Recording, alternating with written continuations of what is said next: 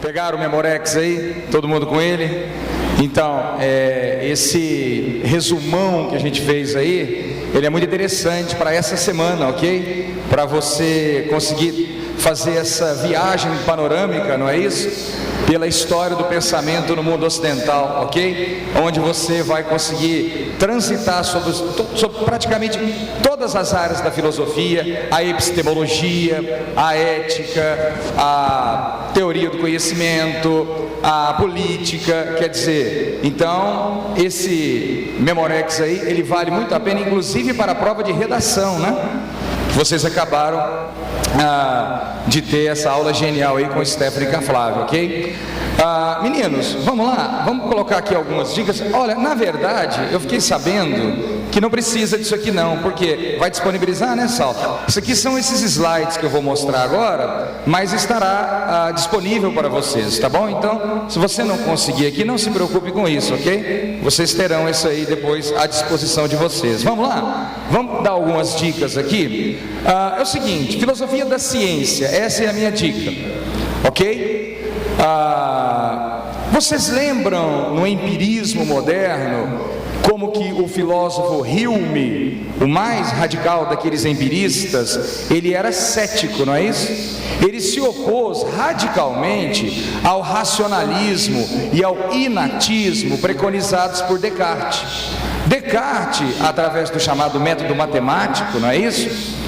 Acreditava que existem conhecimentos que já se encontram na nossa alma, as ideias inatas, inclusive a própria ideia da existência de Deus. Ora, para os empiristas, vamos lembrar o conceito da tábula rasa de John Locke, quando ele dizia que a mente humana é uma folha em branco, portanto, não existe ideia inata. E Hume, portanto, ao partir dessa premissa, ele vai estabelecer o seguinte: ora, na medida que todo o nosso conhecimento parte das impressões, na medida que as impressões são sempre variáveis, então como que nós poderíamos alcançar qualquer tipo de conhecimento universal, qualquer tipo de conhecimento absoluto, completo, acerca do mundo, acerca do próprio homem? Não, é impossível. Portanto, ceticismo, ok? O próprio conhecimento metafísico é algo impossível. Ora, a partir dessa fundamentação no empirismo, nós vamos lá para o século XIX, vamos lá para o século XX e vamos entender como que a filosofia da ciência vai se inspirar exatamente nisso daí. Karl Popper, um pensador do século XX, um austríaco radicado na Inglaterra, ele criticou o chamado Círculo de Viena, que são aqueles teóricos que defendiam que a ciência deve ter como critério de sua verificação, de sua validade, o princípio da verificabilidade. O que é o princípio da verificabilidade? Ora, o conhecimento ele é científico se ele for verificável, e isso se faz mediante aquele mecanismo que a gente chama de indução. Lembra disso, pessoal? Você parte dos casos particulares da experiência, que é repetida, para formular a lei geral. É o chamado mecanismo indutivo, que começa desde o século XVI, com Francis Bacon, com Galileu. Lembra disso? Pois bem, então o Círculo de Viena defende o critério da verificabilidade. Muito bem, Popper critica. Popper vai dizer o seguinte: a ciência, o conhecimento, ele só pode ser considerado científico se ele atender ao critério da falseabilidade. Como assim falseabilidade? Ora, em primeiro lugar, aquilo que não puder ser submetido ao critério da falseabilidade não pode ser chamado de ciência. Concorda comigo? Se eu não puder falsear alguma coisa, logo, então isso é um dogma. E se é um dogma, não pode ser ciência. Percebeu? Mas não só isso. Há um outro detalhe muito importante, que é o seguinte: dizer do princípio da falseabilidade significa entender o seguinte: quando eu submeto qualquer tipo de teoria científica a esse critério, tentando mostrar que aquilo é falso, você vai concordar comigo que, enquanto eu não consigo provar que aquela teoria é falsa, então é porque ela continua o quê?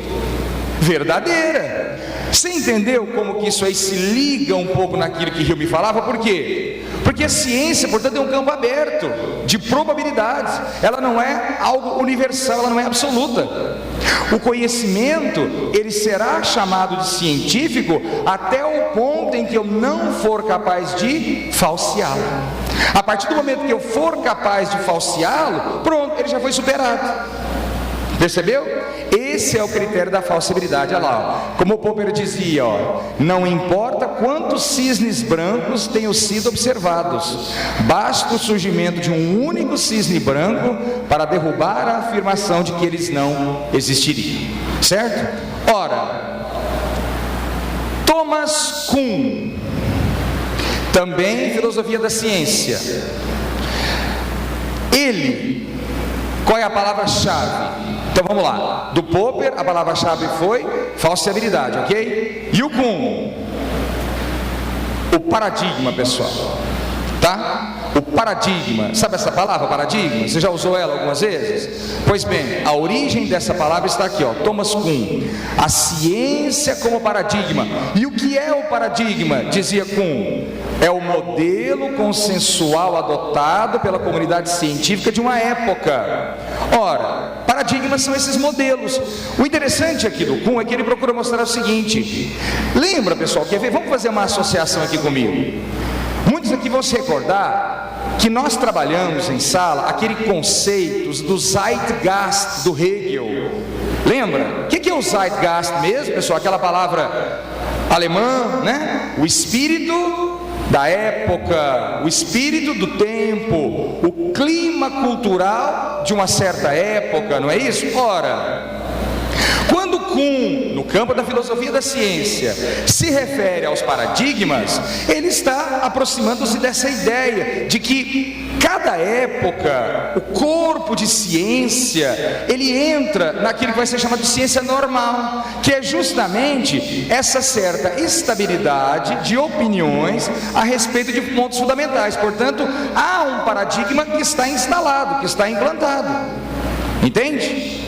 Só que os paradigmas, eles mudam. Na verdade, acontece aquilo que Kuhn vai determinar como sendo ali, ó, o momento de crise. O que é o momento de crise? É quando aqueles paradigmas já não estão se sustentando mais a partir do quê? De novas críticas. Por exemplo, o critério da falsibilidade, lembra?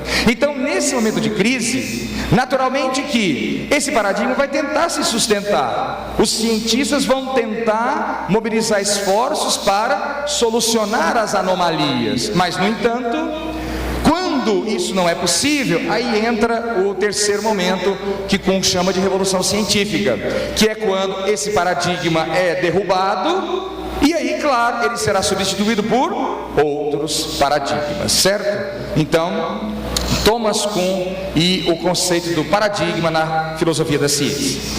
Vamos lá. O Saulo, você me dá um toquezinho, tá? Gente, iluminismo, tá? Iluminismo é sempre uma boa pedida aí na nossa prova de ciências humanas. Vamos lembrar de alguns intelectuais, por exemplo, Voltaire. Voltaire é genial do ponto de vista mesmo de espelhar aquilo que é a proposta iluminista: crítica às instituições do antigo regime, valorização da liberdade, da razão, do pensamento crítico, não é? Por exemplo, olha aquela frase ali do Voltaire, ó. Só haverá liberdade quando o último rei for enforcado com as tripas do último padre, né? Quando o último rei for enforcado com as tripas do último padre. Portanto, a crítica, né, contundente àquelas instituições tradicionais, a própria monarquia e, claro, principalmente a crítica ao clero, a crítica à igreja, a crítica à igreja. O Voltaire tem aquela sentença que eu acho interessante. Ele dizia: eu não acredito no Deus que os homens fizeram, eu acredito no Deus que fez os homens. Pelo modo, portanto, com que ele criticava o clero, né? Muito bem, a liberdade de expressão, né? Aqui, ó, ótima para você usar numa redação, hein? Posso não concordar com nenhuma de vossas palavras, mas defenderei até a morte o direito que você tem de enunciá-las. Certo? Rapidíssimo, porque já mandaram eu embora.